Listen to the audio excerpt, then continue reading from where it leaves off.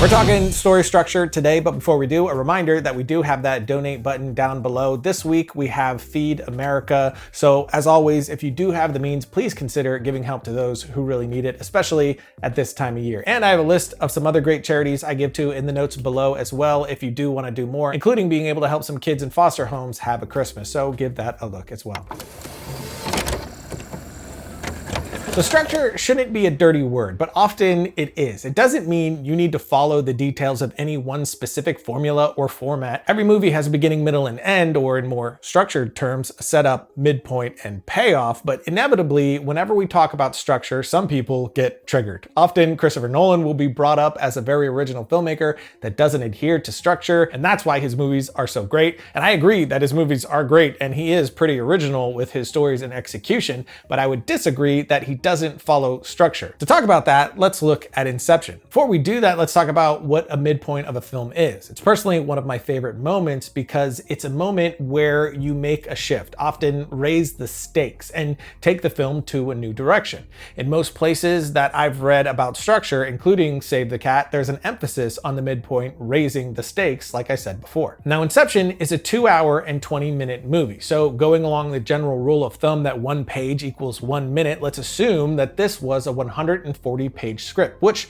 puts our midpoint at 70 pages or 70 minutes or 1 hour and 10 minutes. So let's jump to that point in the film and see what we have. We go any deeper, we just raise the stakes. I am sitting this one out on this level, boys. Fisher security is surrounding this place as we speak. 10 hours of flight time is a week at this level. That means each and every one of us will be killed. That I can guarantee you. We have no other choice but to continue on and do it as fast as possible. I mean, the character literally states in the dialogue that the stakes are being raised. The film doesn't just adhere to the structural idea, it says it out loud. The dialogue even goes on to say how things are changed again out loud, and we move in a new direction of the film. I'm using this as an example because I've seen so many people combat structure with Nolan films, specifically with Inception, often saying that any form of structure leads to unoriginal, uniform filmmaking. But let's talk about that idea of originality. Let's compare some scenes from Inception to a film called Paprika, which came out 4 years earlier.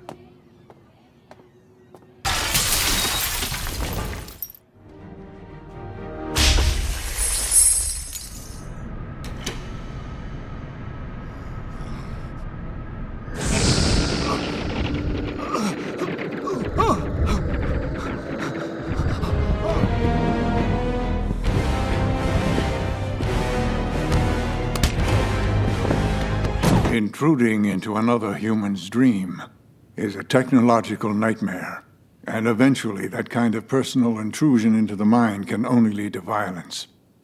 That many contraptions should never have been created. Now, to be clear, I'm not bashing Nolan. I'm not saying he's unoriginal or stole anything. Inception is easily one of my favorite films of the last 20 years, and I think he's a brilliant filmmaker. The point here is that all filmmakers are inspired by other work, standing on the shoulders of knowledge and creativity that came before them, and that doesn't make it unoriginal. Often, originality is found largely in the execution, and the execution is based on your voice, who you are, and how you see the world. Think about a house. You need a foundation, walls, electrical work, plumbing, a roof, but every house can look entirely different from each other, and they can feel entirely different from each other. And of course, I'm not saying that every filmmaker thinks about structure or even follows it. I think most do, but if it goes against the way that you work, if it doesn't work for you, ignore it completely. Craig Mazin has an amazing podcast that talks about writing and structure and how good writing just inherently lands into one. A link for that in the notes below. So what I'm saying is, don't get wrapped up in film school prestige thinking that makes you discount the process too soon or look down on others for using that process. If it doesn't work for you,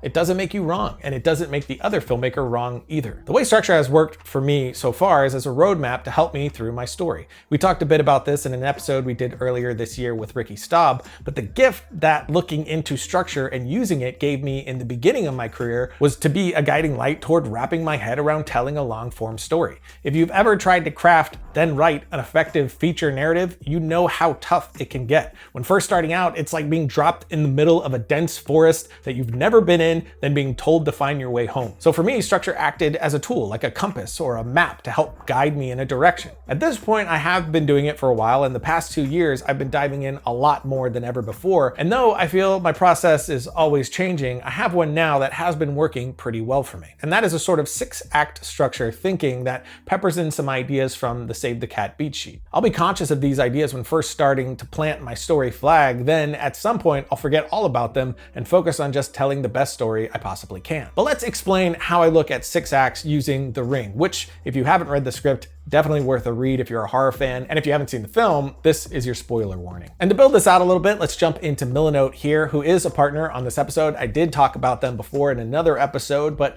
I've completely moved over to Milanote for my story prep and development. It's like a digital creative wall. I like to keep things structured and have the ability to move ideas around, so this thing has been a godsend with its columns and its boards. I love how you can create boards in here and keep drilling down to stay clean and structured. Then you have these columns that you can drop notes into, images to drive the tone, links that populate with a preview, and an app so you could drop ideas in at any time. I'm always waking up at like 2 in the morning, 3 in the morning, and I have an idea that I want to jot down, but it ends up being put in so many different places. So now instead of using like 5 different apps, I'm mostly just using this one. It's pretty great. And you can get a free account to start using it right now too. There is a paid account, which is the one that I'm on, and it gives you a lot more, but the free account is also pretty badass and a great place to start, so definitely check that out in the notes below. But inside of this board, I'm gonna start creating columns for my 6-act structure, which isn't my original idea. Plenty of people have talked about this and refined it. Again, I'm just standing on the shoulders of creatives that came before me. But we have Act 1A, 1B, 2A, 2B, 3A, and 3B. In Act 1, of course, we're setting up our world and our characters. In Act 1A specifically, we land the stakes of horror with Katie's death. Then we meet Aiden and Rachel, set up our themes. Then Katie's mom asks our lead, Rachel, to look into what happened, which this is our call to action, our catalyst that kicks the story into motion. And that moment also moves us into Act 1B. Rachel accepts the journey but isn't fully committed. She follows the mysteries, which begin to reveal things that perk her curiosity. And that takes her to the cabin Katie stayed at and the videotape that she ended up watching. Rachel watches the tape, the phone rings, and that is the moment that kicks us into Act 2, or Act 2A. There's no turning back now. She has to do this because her life might depend on it. In Act 2A, you also often have a B story kick off. In this film, the B story is her difficult relationship with Noah. We also move into what a lot of people call the fun and game section. In an action film, we get exciting set pieces. In horror films, we get the scares. We continue building our story and momentum to the midpoint, which shifts us into Act 2B. Like I said before, the midpoint is where we raise the stakes. It's truly our point of no return. In The Ring, that moment comes just 3 minutes before dead middle of the film when Aiden watches the tape. Now, it's not just her life on the line, it's her son's. In Act 2B, I've noticed that more often than not, there's a change. Somehow we shift up scenery. Often the story literally moves to a new location, like in The Ring when Rachel goes to the island. But that shift can be found in other ways as well. I think the idea here is sort of like a bridge in a song, something that changes it up, keeps the story from feeling redundant or predictable. And now we're headed toward Act 3. Things are getting worse. We find out what's really going on, and we have our all is lost moment, which in this film is where Richard kills himself. This will never stop. You coming here proves that. Where is she? Please. I have to stop her. If I don't, my son will die. Oh, yes. He will. She never sleeps. Wait. No.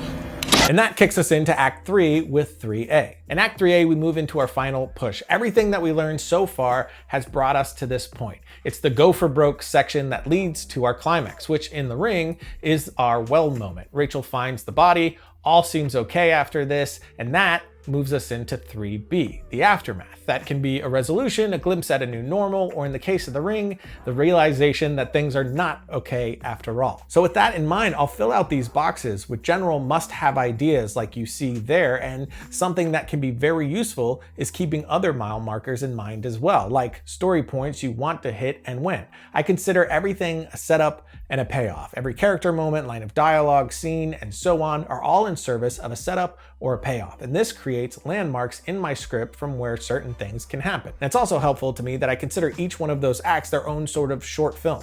1A, 1B, 2A, 2B. So you're not trying to cross this massive hill all at once. You're taking little hills at a time. But I'll build it all out in here in Milanote, and then I can start shifting things around. I'll have all these story beats that I know I want to hit and where I originally think I can place them. But what happens if I push this moment over to here instead, and so on? It allows you to reorder things quickly and see a sort of 35,000 foot view of your story overall and how things seem to play out. And something I think is really interesting with my own work, like with my short films, for instance, I'm never thinking about structure with short films. I always just do what I feel is right for the project as I'm going. I know my beginning, middle, and end, of course, which is a structure, but no more than that. But when I take these same ideas and look at one of my shorts like Ballistic, I found that it stuck incredibly close to that structure. For instance, let's just build that out in here with all the main structure points I normally think about, the 6 acts and the markers. So we'll base where things should be on around a 15-page count. So with that in mind, our theme stated moment should be between 1 and 2 minutes. And in my short film, right at the 1 minute and 11 second mark, we have this. Dana, wake up. Dana, wake up. Baby, look at me. Listen, the sirens. There's a man in the house. We're going to keep moving, right? We can hide. Get up. Then at the end of 1A, our catalyst should happen between 2 and 3 minutes, and at 2 minutes and 12 seconds, this happens.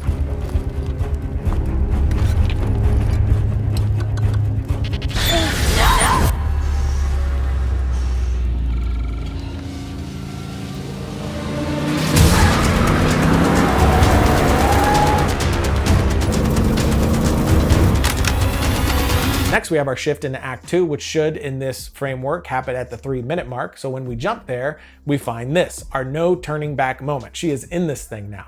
Then our fun and game section should be happening between 4 and 8 minutes, and that's where we get this set piece until we hit our midpoint around 7.5 minutes in, the moment where the stakes are raised. Then we have the all is lost moment of 2B, which in this format should be around 10 minutes. And at exactly 10 minutes, here's what happens. Please, don't. I just want to share your bunker. Shoot him or he will kill us both. No! I will not hurt you. I won't hurt your mother. Dana, I swear. Shoot him, Dana!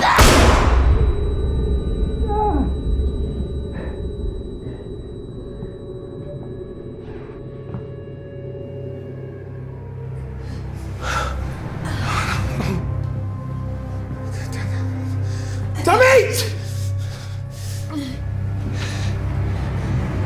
You almost shot me. No! Leave her alone! I was gonna leave her alone! I was gonna leave you both alone!